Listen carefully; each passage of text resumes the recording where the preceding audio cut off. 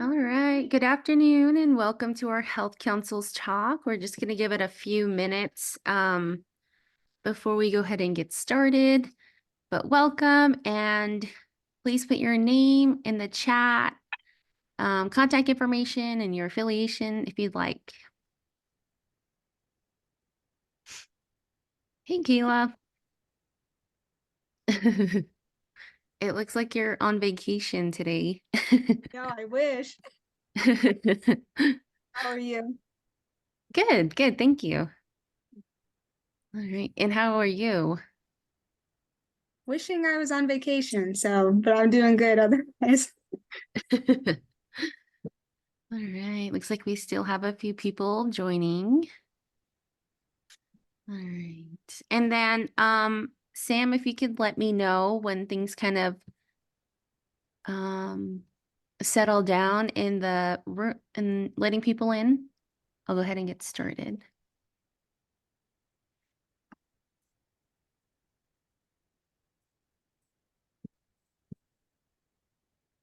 Right.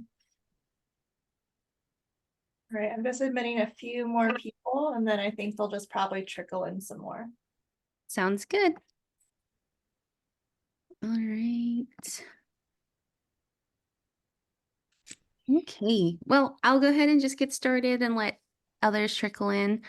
Again, welcome to our Health Councils talk hosted by the New Mexico Alliance of Health Councils. And my name is Geraldine Antonio. I'm the tribal liaison. I'm also here with Sam, who is our marketing and communications lead. And so today's topic for our Health Council talk is the public health legacy of the Christian doctrine of discovery. And we'll be joined by Kelsey here just in a moment. And we're going to go ahead and get started with our land acknowledgement, and also we'll have a little announcement for health councils, and then we'll dive into the presentation. So let me go ahead and hand off to Sam. Thank you. The New Mexico Alliance of Health Councils humbly recognizes and acknowledges we are on unceded territory and ancestral lands of the original peoples of New Mexico's Pueblos, Apache nations, and the Navajo Nation. Together, we acknowledge the history of genocide, dispossession, colonization, and ongoing systemic inequities while strengthening and respecting relationships with Indigenous peoples. We give thanks to the past, present, and future stewards of this land and respect all tribal nations' sovereignty. In offering this land acknowledgement, we affirm Indigenous resiliency, self-determination, and self-governance of New Mexico's tribes, pueblos, and nations who are still here today. All right, thank you, Sam. And I'm going to go ahead and hit on to the next slide here for your announcement. So just a quick reminder, we would love to have everybody's feedback who attended this year's statewide meeting. We just want to hear how things went, anything that we can maybe improve on for next year, and just hear what you all have to say. And then if you could just fill out the survey, I will drop it in the chat a few times throughout presentation. And then just make sure you keep a copy of it for your records as part of the deliverables for your grants and everything. And it should automatically send you a copy, but if it doesn't, just let me know. All right, any quick questions, burning questions for Sam about the announcement before we go into the presentation? All right, if not, Sam will drop her email in chat. Okay, so today we're going to hear from Kelsey. As I had mentioned, I've met Kelsey through the New Mexico Rural Health Association, which, as you all know, is a new initiative, a new work group happening here in New Mexico. And also she's a part of the Tribal Data Champions Fellowship. So this is in the ways that we know Kelsey, but today we'll also get another side of Kelsey's work. Again, we'll be hearing about the public health legacy of the Christian doctrine of discovery. And so just a little snippet here. In today's session, we'll be able to explain how the doctrine of discovery is a structural determinant of health, and explain under what authority European colonizers used to discover lands in the West, describe how public health policy is influenced by the doctrine of discovery, and discuss current events, advocacy, and litigation initiatives relevant to the doctrine of discovery and land back movement. And so very excited. And so now I'm going to just hand over to Kelsey, and Kelsey's here. So yes, on to you, Kelsey. Awesome. Thank you so much, Sherilyn. Let me start my presentation here. I have two screens. We'll make sure we get the right screen viewing. Are you all seeing my full screen of my presentation or my presenter view? Presentation. Okay, perfect. Sounds good. I'm going to go ahead and also stop my video while I'm presenting. Just kind of helps with bandwidth. But perfect. Okay, well, good afternoon, everyone. It's my pleasure to be with you in this virtual space and lead this presentation about the doctrine of discovery and what it means for us as public health professionals in modern practice. I also want to open by thanking the New Mexico Alliance of Health Councils, the McKinley Community Health Alliance, and the Northwest New Mexico chapter of the Campaign Against Racism for their support of this project.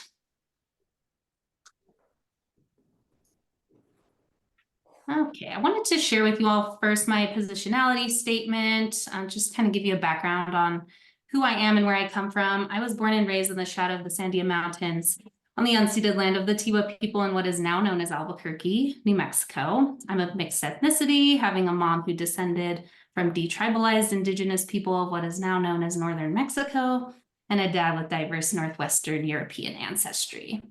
I had the privilege of having a private school education through high school. I attended the University of Nebraska-Lincoln, a land-grant institution where I earned my Bachelor's of Arts degree in psychology and Spanish with honors in 2013. And after graduating, I took a little break from academia. I pursued a career in the dental field. I wanted to gain independence from my parents after being unsuccessful in gaining admittance to a medical school program. But I worked as a chairside dental assistant and case manager for 7 years in a private practice that served a diverse patient base. And that's where I gained an awareness of the complex issues around dental care access and the link to individual health outcomes. And then COVID-19 happened. I was considering returning to school anyway to become a dental hygienist. I actually did get admitted to UNM's dental hygiene program, but at the same time, it became abundantly clear that a graduate degree would be a better suit to my rapidly changing aspirations. So in 2021, I continued my Western education by pursuing my Master of Public Health degree at New Mexico State and graduated in 2023 with my MPH in the Health Management, Administration, and Policy concentration. Since graduating, I've continued the work I started in school on Indigenous and rural health equity and the intersection of those issues with social justice. Every day, I feel I'm changing into the person who positively impacts population health, whereas before I was just someone who was hoping to have an impact. I love my home state of New Mexico, and I'm working to combat the deficit-based discourse that's unfairly followed its people my whole life.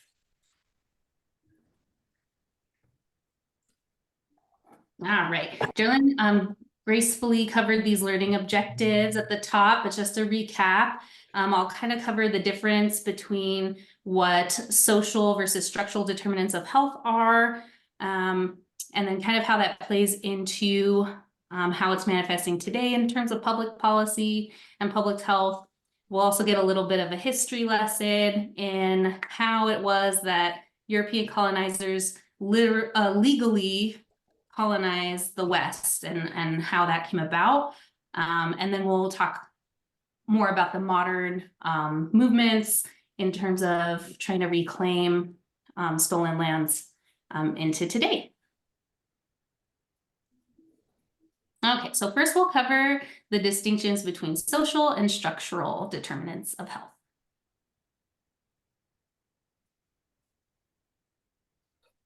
All right, so starting with social determinants of health, we're very familiar with these, of course, but they're the factors that indirectly contribute to an individual's ability to live a healthy life and include their level of education, level of income, housing, and other social factors such as race, ethnicity, gender, etc.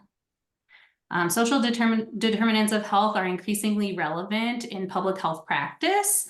In 2005, the World Health Organization established the Commission on the Social Determinants of Health, and they met for about 3 years, from 2005 to 2008. But after they disbanded and kind of did their research, they made the following recommendations. They, 1, recommended we improve daily living conditions. 2, tackle the inequitable distribution of power, money, and resources. And 3, measure and understand the problem and assess the impact of action.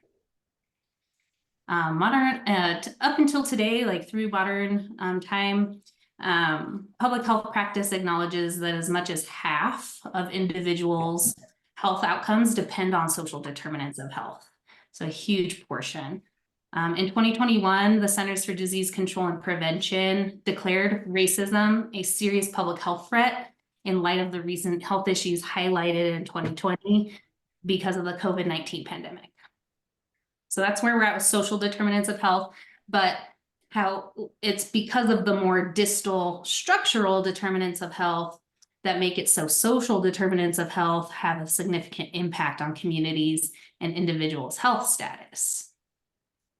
So now I'll kind of cover the structural determinants of health, which are defined as the root causes of health inequities and can explain how resources for attaining health are unfairly distributed throughout society.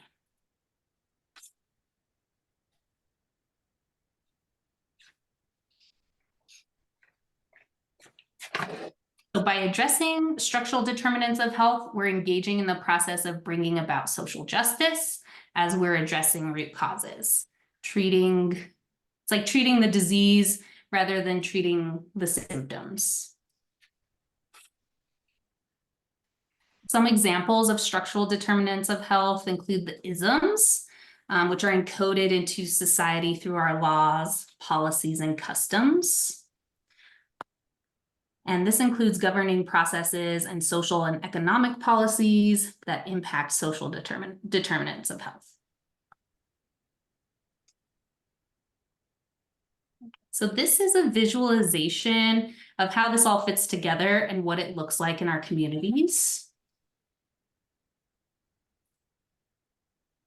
So at the mouth of the river, the furthest upstream, we have our structural determinants of health. One example would be the law that says who gets to own land, for example, our land rights policies. So that then flows into social determinants of health, which in our example means that land rights law will significantly impact where and how communities and individuals live. Yeah, most of these aren't even updated. Yeah, like Guadalupe's is the same. Like these are the same Rachel, ones. can you mute, please? Thank you. In the next bend down the river, we have individual behaviors and access to healthcare interacting as the final bend, where we finally flow into observed individual health outcomes.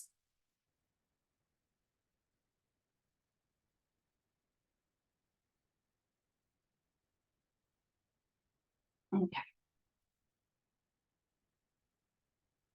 All right, so now that we have that background covered, I'd like to dive into the history of the doctrine of discovery and kind of explain how it is a structural determinant of health for US tribal and indigenous communities, and then touch on some recent developments. But to understand the doctrine of discovery, we'll need to go back to the year 1492, which should be a very familiar year for most folks. So yeah, during his explorational voyage for golden slaves, commissioned by the Spanish monarchy, Christopher Columbus stumbled upon an island nation in the Caribbean, currently known as El Salvador, but was home to the Arawak people. And the Arawak people showed Columbus great generosity, which he wrote about in his diary.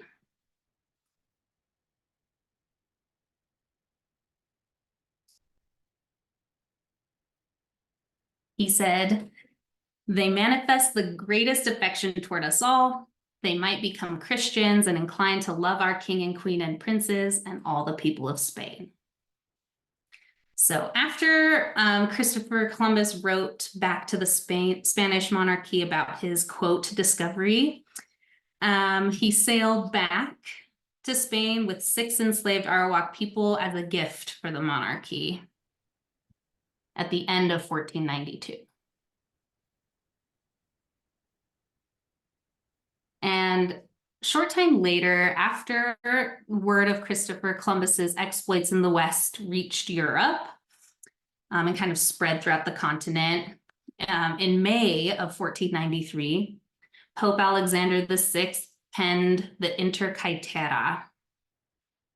So the Intercaetera was a papal bull, which is just a fancy way of saying a decree, that gave Spain and Portugal the authority to colonize, convert, and enslave people in any lands west of the Intercaetera meridian that were not already occupied by Christians. So the Intercaetera meridian, I have it marked here on this image in that red line there. That's what they were considering west versus east. So anything west of that line was pretty much up for grabs. And one thing I'd like to point out is that the Pope, Alexander VI, the Pope in general held significant power to create international policy as a godlike figure in the church, and as the head of the church, the Pope was considered to have divine authority to rule. So this papal decree had significant power. And then another thing I'd like to point out is that this Pope, Alexander VI, had very close ties to the Spanish monarchy, maybe a potential conflict of interest there, because he was Spanish. He's from Spain, and he was very highly educated in international law and policy.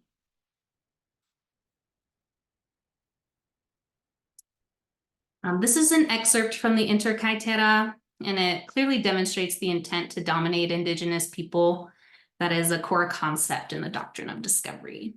It says that in our times, especially the Catholic faith and the Christian religion, be exalted and be everywhere increased and spread, that the health of souls be cared for, and that the barbarous nations be overthrown and brought to the faith itself.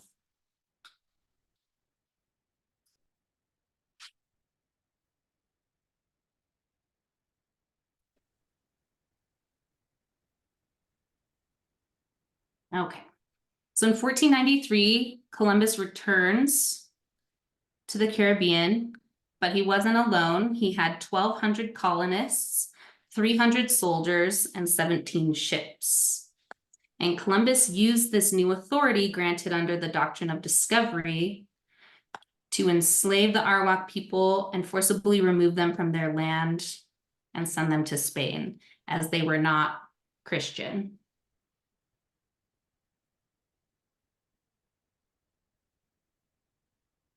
In 1495, just a couple years later, or a year later, Columbus imprisoned 550 Arawak people and sent them to Spain. On the way, more than 200 Arawak people died during the voyage due to the inhumane, deplorable conditions of the ships, and their bodies were thrown into the ocean. Back on the island, Columbus began enforcing a gold collection policy where any Arawak person over 14 had a certain quota of gold they had to produce every 3 months or so. But since gold was an uncommon resource on the island, the Arawak people could not produce their gold quotas. So then Columbus ordered the soldiers to mutilate people and torture them when they didn't make those quotas, threw them in prison. Just was a bad time.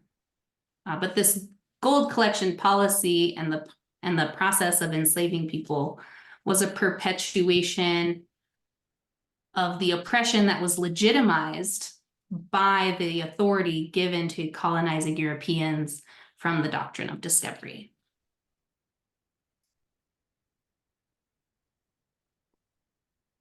The doctrine of discovery contributed significantly to disease devastation of the indigenous people as well during this time. I'm sure we've all heard throughout history about the spread of communicable diseases between Europeans and indigenous folks. But they were dealing with smallpox, measles, and scarlet fever among the colonies, but that then spilled over into indigenous communities, which were left unprotected. Many thousands of indigenous people succumbed to these diseases in those first several years of colonization.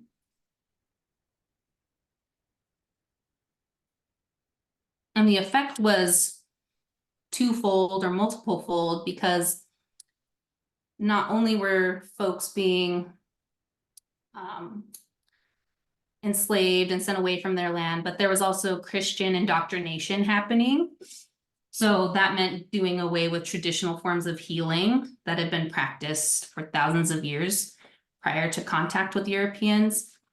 So indigenous healers were often on the front lines trying to deal with these spillover communicable diseases, and were the first to perish, right? And like much traditional healing knowledge was lost when a healer died. A lot of writing systems, if they did exist, didn't have or mention healing science. And then there was another factor of famine and starvation. The colonizers, co-opted the farmland and the crops and intentionally starved the indigenous population. So then that made them more susceptible to communicable diseases. You see where this is going. So we can see just from these two examples in the first 2 years of colonization, how significant a role the doctrine of discovery, the thing that gave them the authority to do this, played in manifesting these observed health outcomes of rampant communicable diseases, famine, starvation, and death. Okay, so there's a lot of additional interesting history around Spanish colonization in particular through the 16th century. Will be included and available in the set of slides. So if anyone wants that, I can definitely make that available. But in interest of time, we'll skip ahead to the 19th century when the doctrine of discovery gets incorporated into US policy. So although the doctrine of discovery was written over 500 years ago, I think we're coming up on 531 years ago, its core concepts are enshrined in US case law, and they have significant implications for the health of indigenous populations into modern times in the United States. So we'll look at a timeline and look at the 4 times the doctrine of discovery has been cited in US Supreme Court opinions. And the first one is, we'll do kind of a more deep dive into, but I'll show the rest. But this one's really important. It's Johnson v. McIntosh from 1823. And just a little background on the case. So this case originally is a dispute between 2 would-be buyers of the same parcel of land in what's now known as Illinois. One party said that they were the rightful owners, and another party said, no, we're the rightful owners. So the Johnson family originally purchased the land from the Piankeshaw tribe, while the McIntosh family bought the same land from the US federal government. And the question was, who was the rightful owner, and then who had the right to sell, and who is now the current rightful owner? In other words, is it the United States federal government that owns the land, or the tribe that owned the land? The unanimous decision by the US Supreme Court established several precedents for land rights in this case.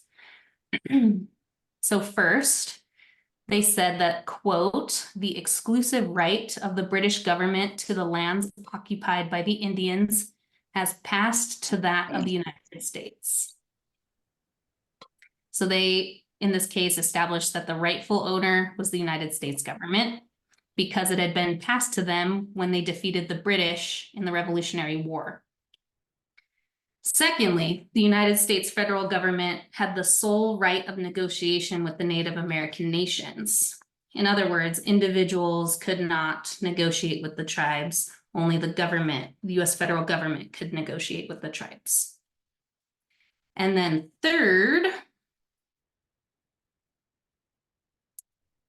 that the tribe's power to dispose of the soil at their own will, to whomsoever they pleased, was denied by the original idea that discovery gave exclusive title to those who made it. So this is saying, because Europeans discovered what is now called the United States, they are the rightful owner of the land.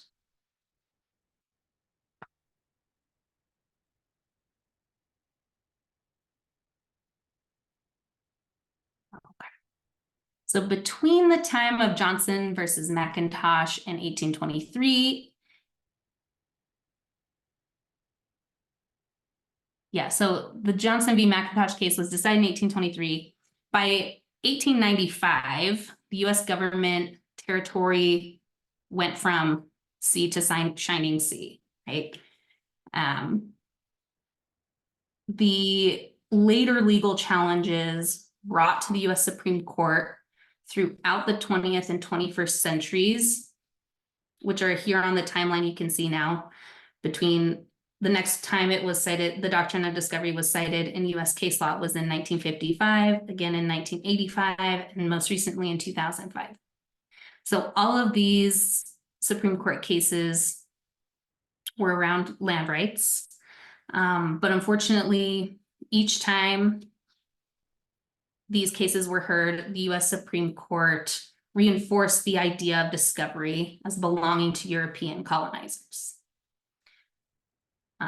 But, encouragingly, these legal battles also symbolize the continued effort by tribal governments to assert their sovereignty in dealing with the US government.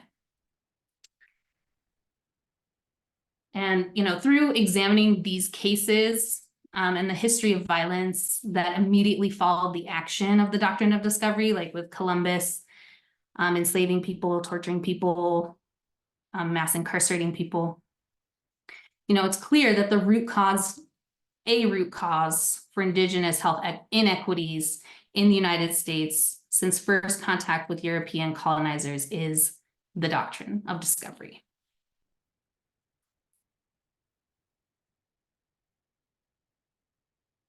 And so considering all that we have covered so far, we can see how in the context of public health, the doctrine of discovery is a structural determinant of health. First, the doctrine is cited as the reasoning and basis for land rights in the United States legal code. This then gives a legal basis for limiting tribal sovereignty and self-determination of Indigenous communities. It's basically forcing folks to live in a certain place and in a certain way. This then leads to the observable social determinants of health of social class, place of residence, and indigeneity.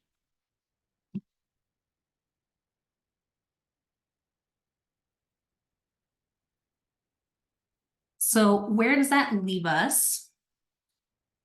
In March of last year, Pope Francis formally repudiated the doctrine of discovery, more than 5 centuries after Pope Alexander VI wrote the Inter Caetera. And although this declaration falls short of taking full responsibility for the trauma caused by the doctrine, as many Indigenous advocacy groups have called for from the church, I'd say this does embolden future legal challenges to dispute land rights brought in US courts. This repudiation also signals perhaps a desire to shift away from the systems of oppression that have perpetuated structural racism. And I see this repudiation as a call to action. I'm optimistic about the future of public policy, and I'm eagerly anticipating the legal victories that will surely come of this, having a positive attitude about it.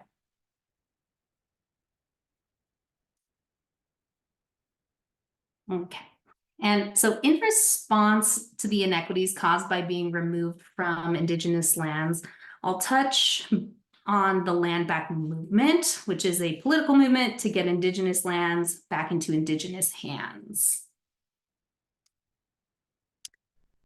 So the land back movement is an Indigenous-led political movement. A core concept within the movement includes reclaiming and protecting Indigenous lands and resources that were taken away through colonization and other systems of oppression. Additionally, the movement is grounded in the principles of decolonization, self-determination, and sovereignty. The movement has its roots in the longstanding struggles of Indigenous peoples to assert their rights and resist colonialism. And the movement has gained increasing visibility and support in recent decades, I'd say, with many Indigenous people and allies joining the call for land back. The modern land back movement began in the 1960s and 70s during the broader civil rights movement, and continues today with major land back victories being realized where tribal ancestral lands are returned to the tribe. But to understand the basis of the land back movement, I'd like to start with this part of the movement. And touch on the General Allotment Act. So the General Allotment Act of 1887 resulted in the loss of over 90 million acres of reservation lands previously established by acts of Congress. The General Allotment Act created allotments of land, these little plots. So in the picture here, you see the little squares. So each of those would be an allotment. The act established allotments and then assigned individual members of tribes to each allotment and established rules for how their allotment was to be inherited by their descendants. And you can see here like the various colors. This is all technically within a reservation's borders, but you can see how not all of it is tribal land or an individual owns it. Like it's a patchwork. This is called checkerboarding. And it's just one aspect of the General Allotment Act. So when you're looking at a map of a reservation, for example, on Google Maps, you may see a big like swath of land surrounded by the boundary. But if you really were to look at title records, you'd see that it's most likely looking like this, very patchwork. So with that, this link I have here, it goes to the Indian Land Tenure Foundation, and they have a really good resource for learning about allotment. But I'd like to read a part of their analysis of allotment and how it's contributed to what we're seeing today. So they say that the loss of tribal lands combined with the mixed ownership patterns within reservation boundaries poses serious challenges for the sovereignty and self-determination of Indian nations. Loss of access to sacred and cultural sites makes it harder for each successive generation to remain rooted in native culture. The checkerboard ownership pattern creates jurisdictional challenges and makes it very difficult to use reservation land for economic development. Billions of dollars in income are derived from these alienated lands, but the money goes off the reservation instead of to the Indian communities that need it most. So yeah, the General Allotment Act, it's another example of a structural determinant of health for Indigenous nations, communities, and people. This law outright ignores treaties, cause intergenerational trauma, and contributes to the observed health disparities between Indigenous communities and non-Indigenous communities in the US. And so a major part of the land back movement is to establish new legal precedents that would eliminate these legal barriers to land access and use that were promised in treaties between tribal and US governments. And if you'd like to learn more about allotment, the Allotment Act, and tribal sovereignty, I highly recommend you listen to the podcast This Land by Crooked Media. Season 1 covers the intriguing history behind the Supreme Court case Carpenter v. Murphy, which was heard in 2019 and decided in 2020. The question that the US Supreme Court was trying to answer at that time was, do the territorial boundaries of the Creek Nation in Oklahoma constitute a reservation under the definition in US legal code of Indian Territory? So I won't give it away too much, but it's really, really interesting, and it's told by a journalist who's from the Cherokee Nation, from Oklahoma, and whose ancestors are directly connected to the establishment of the Cherokee Reservation in the first place. So it's super interesting, really good. Okay. So the land back movement also extends past reservation boundaries. There's another part of the land back movement that's gaining serious momentum in the last several years is the return of ancestral lands to tribes that were not included in reservation allotments or reservation establishment. So here are a couple of great examples here from last year. In 2023, a private owner returned a 1-acre property back to the Tongva tribe, which was the first time any land was returned to the tribe by anyone at any time since colonization began. And the tribe previously did not legally own any of their own lands to use for cultural practices and had no place to hold tribal events or programs. And so with the return of this land, the tribe has begun to restore the native flora and has plans to develop the land as a community space. Also in 2023, another California tribe, this one's in Northern California, the Winnemem-Wintu, they purchased back over 1,000 acres of their ancestral lands near Redding, California. And in 2022, the tribe released 40,000 salmon eggs into the McCloud River in an effort to bring back the sacred fish that were driven away after a nearby dam was constructed. So, restoring the environment and, regaining cultural lands is extremely important. And these victories are a small sample of the work that is being done in the wider land back movement. In addition to ancestral lands being returned, there's more policy good news to be had. Last year, the Supreme Court in Brazil reaffirmed indigenous tribes' rights to ancestral lands, which honors their sovereignty and rights. So lots of victories on different fronts. Okay. So with all of that, we are at the end. I know I threw a lot of info at you all, so please, I'd love to open it up now for questions or discussion. I know I've done this presentation before and it spurs a lot of discussion, so I'd love to hold space for that as well. But I'd also love to connect. This is my email address, but please send me not a friend request, whatever, a connection request on LinkedIn. I'd love to connect on there, continue having conversations around this. It's a big interest of mine. If you want more resources for learning about this topic, I have a bunch and in different forms, YouTube videos, documentaries, books, internet resources. I know that's important, so you're not just bored to tears all the time, but thank you all.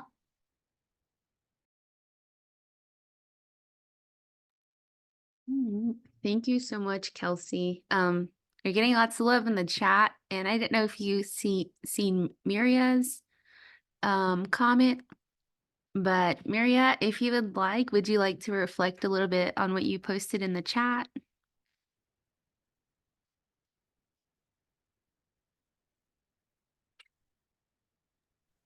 Hi, I was just thinking that, because the United States determined that we would have a separation of church and state, unlike European governments at the time, then going forward, our government should never be able to make a determination or a decision based on anything that happened as the result of a papal bull, in my opinion.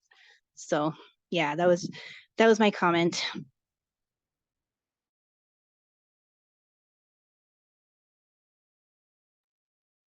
Yeah, definitely, Maria. I felt very strongly about that as well when I was researching and learning about this topic. I had that question in my head a lot, like, how is this possible that this church document is enshrined in our United States laws? But once you make that leap over that, you see, oh, it's just following a grander pattern of oppression and hypocrisy and just finding ways to suit your own needs and not that of anyone else, basically.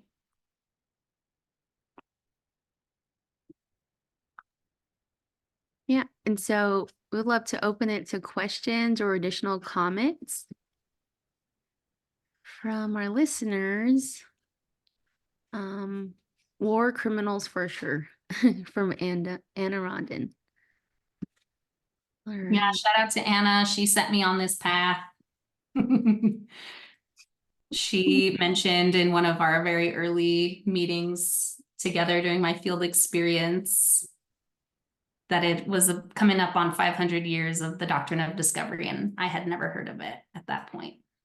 So thank you, Anna. And I see Ophelia's hand.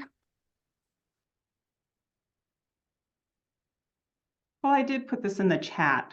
I just wanted to comment and make it applicable to today in terms of when you're working with community to always know the history and great information to use when you're working with community, especially for decision making in terms of whatever community that you're working in, to always revert to their history and know that there is a lot of determinations that were made previously for communities instead of with communities. So thank you for that information.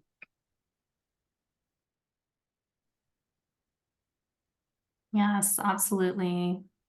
Thank you, Ophelia. Can I And make a comment? absolutely. Okay.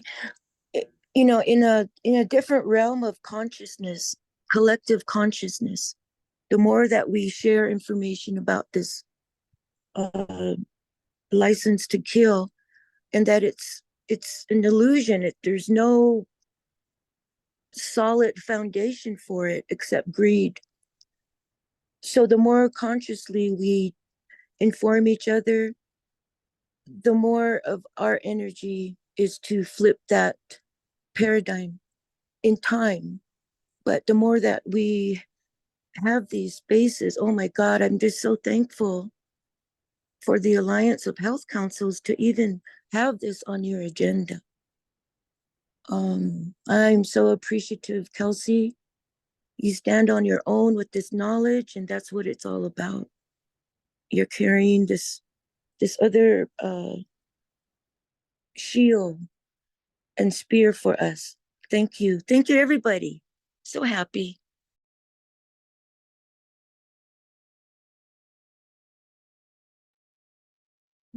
Thank you, Anna.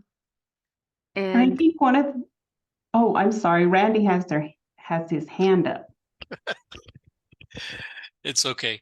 It's interesting to know that, laws are created this way by the people who are in position to make laws. Back in the day, unfortunately, everything was through monarchy, and monarchy was operating under church. And that's where the laws come from. And applying it to today, this is a very good point, because it's not any different today. the people who make the laws. And then if you apply it to indigenous communities, that's where all the generational trauma comes from, and why the distrust in government, in the laws, because the laws aren't there to protect indigenous people or people who don't have in rural areas. Because unfortunately we don't have the money, we don't have the power position, but what we do have today, fortunately, is our voting power, our voice. So, just, I guess, keep that in mind also, that you do have a say, you do have a voice, you do have a vote. So, thank you.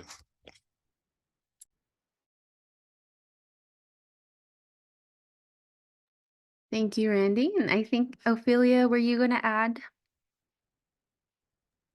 I was just gonna add something that's probably far-fetched, but thinking about, people in leadership positions, our legislators, our representatives, whether it be tribal, local, whatever, how do we educate and bring awareness when they decide to run for office, to really get informed about this, so when they are making decisions, they are educated and are aware of this, I guess, the whole doctrine of discovery, so that they make informed decisions for their constituents. I mean, that's something I would really like to see in policy, in terms of developing leadership.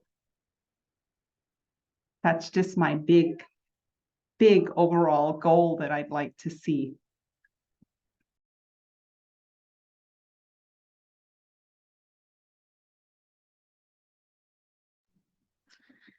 And Kelsey, just to throw it back at you, do you know of any current initiatives around that with our legislators and elected officials?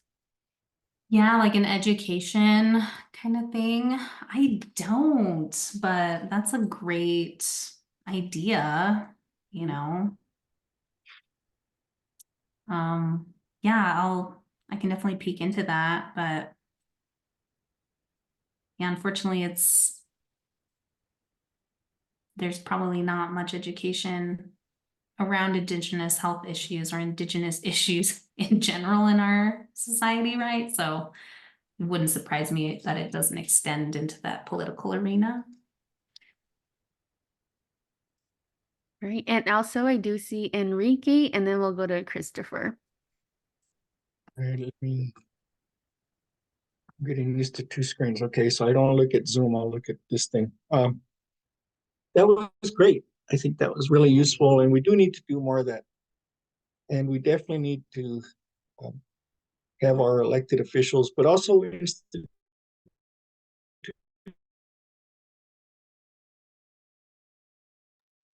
Enrique, I think we lost you. You might have to turn off video for a bit. so I'll shut off my video, maybe that helps. But I think that we have to remember that sometimes we need to do more than vote, right? Sometimes our elected officials need to feel uncomfortable, and that may be us showing up at their office or in their event, and letting them know when there's strong issues that we need to push on. And I think this information was just a great foundation for that type of work. Really appreciate it, and look forward to hearing more of this type of stuff here and in public health in general.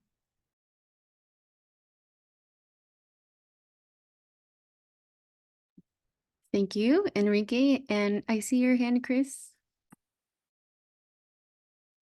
Yeah, I was just gonna to piggyback on, Ophelia and Enrique's thing, just around, the education piece and bringing it out to the people. I think I'm not sure if it's taught in like school age. I know we get, New Mexico history, but that just kind of focuses on just main New Mexico history. I don't know if we go over the Doctrine of Discovery. I know that, Manifest Destiny gets brought up, but not until like 12th grade history class, US history, I think it is even. Not even New Mexico history. So if we want to work on like policy that would work on that, we probably look at the New Mexico curriculum for high school students or junior high students. And then for people that are running for office, that I think that's more than helpful too, because if they're running for office, they should at least know some of the New Mexico's history. So maybe, working with the Secretary of State's office, or looking at whoever does the legislation around, election rules and stuff, we can actually maybe advocate for that. And that, if you're going to run for office in New Mexico, you have to, I don't know, pass a history test, or at least, have knowledge of, history, or, attend a webinar about the history of New Mexico, something to that effect, either before you're elected or after you're elected, something to do in that manner. So I don't think it's too far-fetched to think of that, but definitely, I think the more armed our communities are with this information, the better off we are. Because Anna was also one of the ones that told me about the Doctrine of Discovery, and it's like, Chris, do you know about this? Have you heard about this? And I had no idea. The same with Kelsey. I had just learned that the Spaniards came, the Americans came, and the Navajos were all caught up in it, but never the details of like why they thought they had dominion over us and things like that.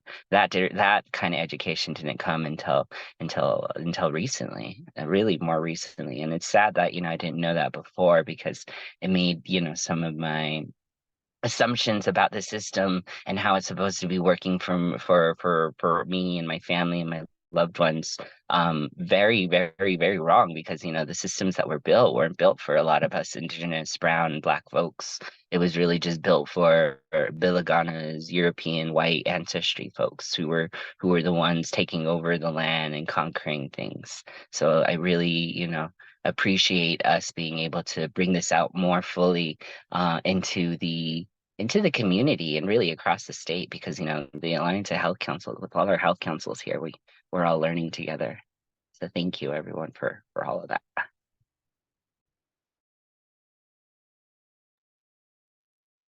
Thank you, Chris. Yeah, just to acknowledge that we're all in different learning levels and learning spaces. So I think it's nice that we could offer this and come together as health councils, to learn whether we've had more experience or knowledge about this, or if we're hearing about this for the first time.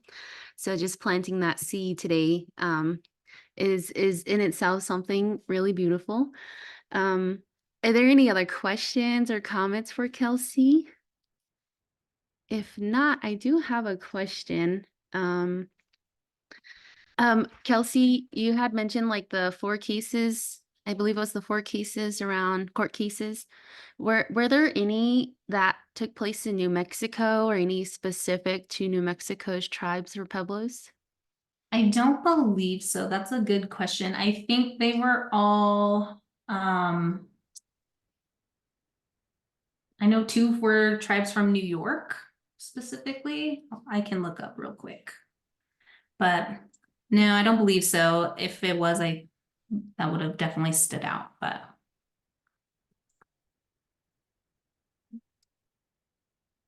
And then I guess just we got 4 minutes left, but I guess what are based off your presentation and all this amazing work that you've done and this PowerPoint that you put together, final thoughts for health councils, county and tribal, if they're interested in this work, want to learn more, or ways that they can apply this to some of the work that they do in community every day. I guess what are a few things that they can do now, small steps, whatever that is, to apply this to their work. Yeah, definitely. I would say something that I've been able to take away from this project is just being more of an upstander than a bystander. and calling out the conversations that I hear often about specifically Indigenous people in New Mexico that may be more negative or stereotypical. So for example, like I used to work in a place where I heard people all the time talk in like broad strokes about Indigenous communities. You know, that the reservation's like a backwards place. There's nothing out there. It's the middle of nowhere, whatever. And, you know, before I would just get angry because like I knew that wasn't true, like baseline. But now with this knowledge that I have, it's like, well, I know it's not true and I know why.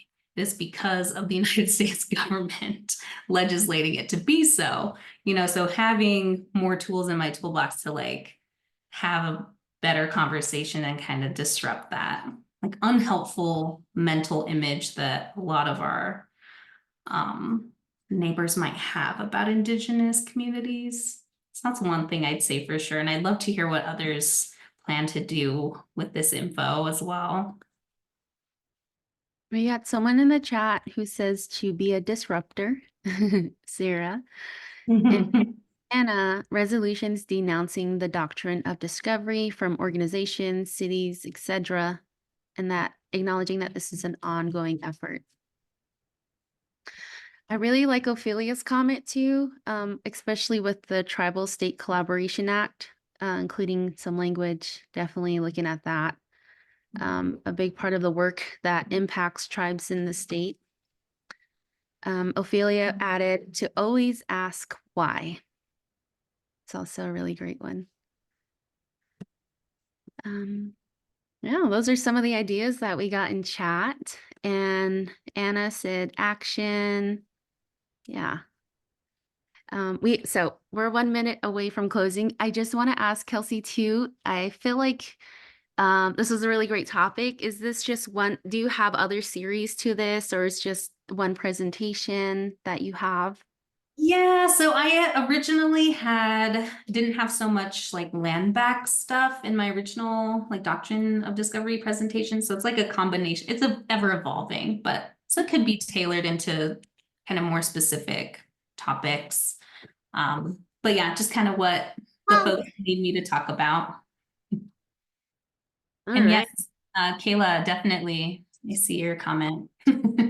Well, we would love to invite you back anytime. I think Health Councils loved your topic, and yeah, to continue to learn more with each other. So thank you so much for your time today and all the knowledge sharing that you provided us with today. You got so much love in the chat. And yes, that concludes our Health Councils talk today. And I hope this was a great way to end your Friday. And I hope you all have a blessed weekend. Thank you all so much. Have a great weekend. Happy March. Happy spring.